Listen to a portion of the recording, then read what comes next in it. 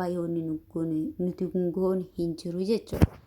Kanaafuyyuu martii hin dheeressu, martii hin bareechisu. Kan tarii mataa kee rifeensa yeroo saniif bareechisee garuu ammoo buqqee keetii irratti yookaan sammuu kee irratti miidhaa hamaa fiduu danda'a waan ta'eef piliis of eeggadhaa isiniin jedha obboleewwan kiyyaa.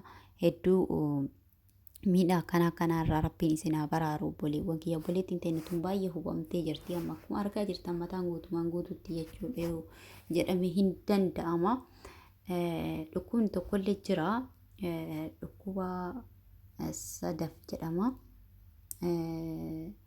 Sadaf jechuun afaan keenya mala kan ta'e hin beeku. Sadaf mataa namaa qaba. Amma warra bira dalaguun haati namitti diyaanii qabdi mataa isiin dheeratu. Akkasumallee hinnaa osoo hin dibatiin guyyaa 3 irra ooluu hin dandeessu. Hooxxoo baqqaa itti gadi wanni godhee hooxxee natsaa madaaya waan ta'eef hinnaadhaan of ittisaa jiraatti jechuudha.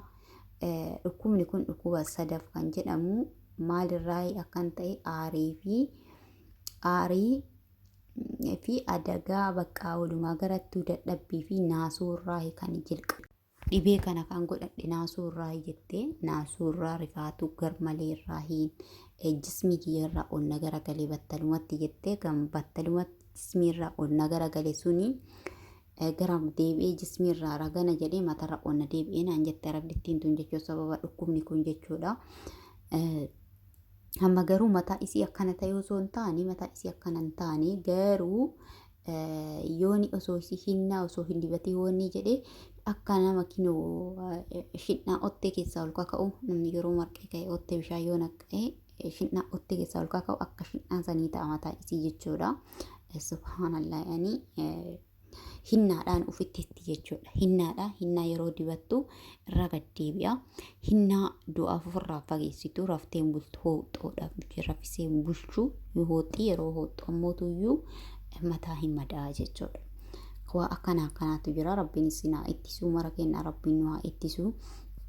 Obboleewwan keenya rabbiin keenya akka keenyaa fi rabbuma nu horate malee nuti rabbumatu iyyuu danda'e nu horate malee nuti mataa keenya bareeffachuuf jecha tolfachuuf jecha wanni nuti goone hin jiru jechuudha. Wanna garaagaraa guutuu mataa keenya dheereffachuuf yookaan caccabarraa bilisa taasisuudhaa fi mataan keenya akka bareedu walumaa galatti waan nuti goone wanni nuti hin taane hin jiru.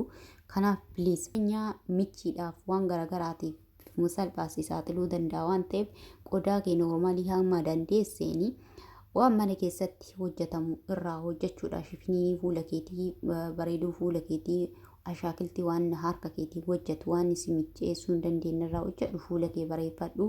Kanaan alatti piliis obboleewwan kiyyaa of ittisaa hamma dandeessaniini meekaappii irraa fagaadhaadhaa. Meekaappiif jettaniiti waan garaagaraa fuula bareeduma keessan sa'aatii takkaasaniif jettanii qodaa keessan michiidhaa ofii saaxilinaadhaa. Ijoolleen baay'ee miidhamaa jiranii isiniin jedha obboleewwan kiyyaa.